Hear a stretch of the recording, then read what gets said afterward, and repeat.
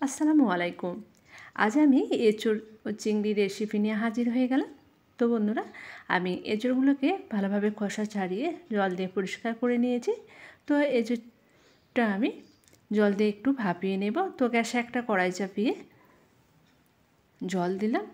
তো এঁচোড়টা দিয়ে দিচ্ছি, হলুদ দিলাম। তো আমি এঁচোড়ের জলটা যখন ফুটতে শুরু করবে তখন আমি গ্যাস বন্ধ করে দেব। তো এঁচোড়ের মধ্যে যে আঠাটা আছে বেরিয়ে যাবে। তো একটা ঢাকনা দিয়ে দিলাম, তাহলে খুব তাড়াতাড়ি জলটা ফুটতে শুরু করবে। তো জলটা ফুটতে শুরু করে দিয়েছে। তো আমি এখন গ্যাস বন্ধ করে এঁচোড়টার জল ঝরতে দেব। তো গ্যাসে একটা কড়াই চাপিয়ে আমি তেল দিলাম। তো একটা ছোট সাইজে আলুকে আমি কেটে রেখেছি, আলুটা দিলাম। তো আলুটা একটু তেলে নাড়াচাড়া করে ভেজে নেব। তো আলু এঁচোড় আমি একসঙ্গে ভেজে নেব। তো আলুটা একটু আমি 2 মিনিটের মতন একটু তেলে নাড়াচাড়া করার পরে আমি এঁচোড়টা দিয়ে দেব।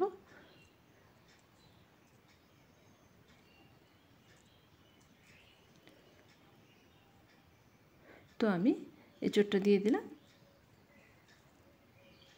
স্বাদ মতো লবণ দিলাম। তো লবণটা একটু আলু এঁচোড়ের সাথে নাড়াচাড়া করে মিশিয়ে নেব। তো আলু এঁচোড়টা একটু আমি ঢাকনা দিয়ে ভেজে নেব। তো আলু এঁচোড়টা যখন লালচে কালার চলে আসবে তখন আমার আলু এঁচোড়টা ভাজা হয়ে যাবে। তো লবণটা আলু এঁচোড়ের সাথে ভালোভাবে মিশিয়ে নেওয়ার পরে আমি গ্যাসটা অল্প আঁচে রেখে 2 মিনিটের জন্য একটা ঢাকনা দিয়ে দিলাম।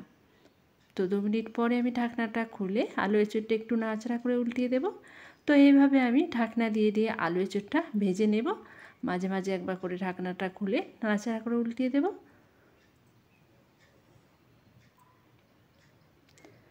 তো আমার আলু এঁচোড়টা লালচে কালার চলে এসছে, ভাজা হয়ে গেছে। তো আলু এঁচোড়টা আমি একটা প্লেটে তুলে নেব। ওই কড়াই আমি তেল দিলাম।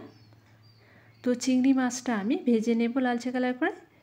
তো লবণ দিলাম, হলুদের গুঁড়ো দিলাম। তো লবণ হলুদ গুঁড়োটা আমি চিংড়ি মাছটার সাথে একটু নাড়াচাড়া করে মাখিয়ে নেব।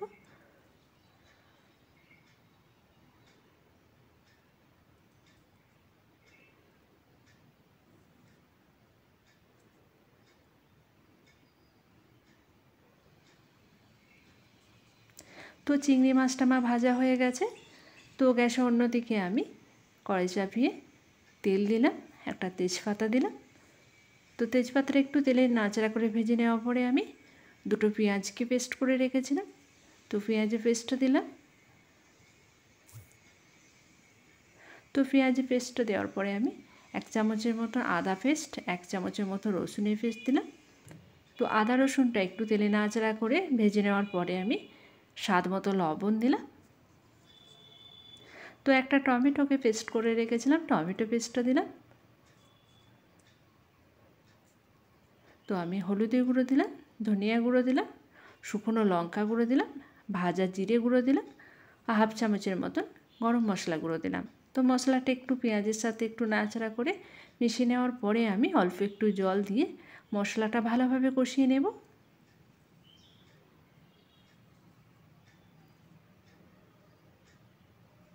তো মশলাটা কষিয়ে নেওয়ার পরে যে আলু এঁচোড়টা আমি ভেজে রেখেছিলাম, আলু এঁচোড়টা আমি দিয়ে দিলাম। তো মশলার সাথে আলু এঁচোড়টা একটু মাখিয়ে নেব।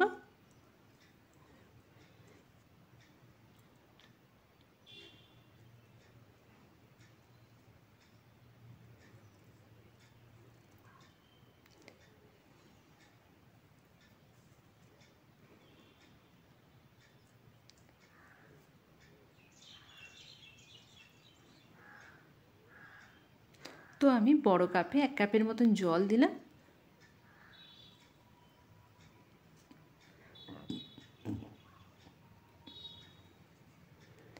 তো আমি যে চিংড়ি মাছগুলো ভেজে রেখেছিলাম চিংড়ি মাছটা দিয়ে দিলাম। 1/2 চামচের মতন চিনি দিলাম, 1 চামচ ঘি দিলাম, 1/2 চামচের মতো গরম মশলা গুঁড়ো দিলাম। তো গ্যাসটা অল্প আঁচে রেখে আমি 10 মিনিটের জন্য একটা ঢাকনা দিয়ে দেব।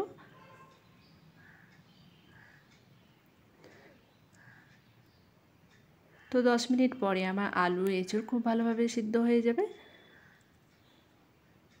তো আমার 10 মিনিট হয়ে গেছে। তো আলু এঁচুড় ভালোভাবে সিদ্ধ হয়ে গেছে। তো এঁচুড় চিংড়ি আমার রেডি হয়ে গেছে। তো বন্ধুরা, আমার রেসিপি যদি ভালো লেগে থাকে তাহলে লাইক কমেন্ট করতে ভুলবেন না।